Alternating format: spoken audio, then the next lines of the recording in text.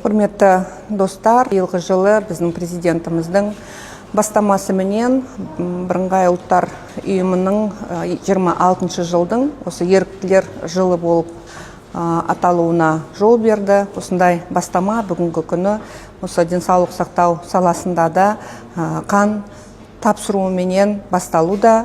Бүгін мен өзімде қан тапсырып, біздің медициналық көмектің сапасына, халыққа көрсетілетін қызметтің ары қарай сапасына өзімнің де жеке үлесімді қосудамын. Жылына 80 мыңнан астам біздің азаматтарымыз қан препараттарын алып жатады.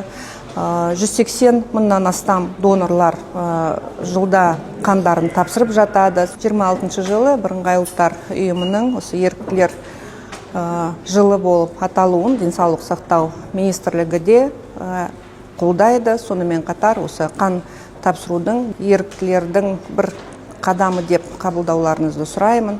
Сондықтан өздеріңізді 20 біздің өңірлерде Астана, Алматы, Шымкент қалаларындағы қан орталықтарына келіп қан тапсыруларыңызды өтінеміз. Бұл сіздердің осы біздің халықтың денсаулығына өздеріңіздің қосқан үлестеріңіз болсын деп тілек айтамын. Мен де бүгін қанымды тапсырып, енді осы акцияны бастап жатырмыз. Сондықтан осы акцияға барлықтарыңызды қосуларыңызды сұраймын.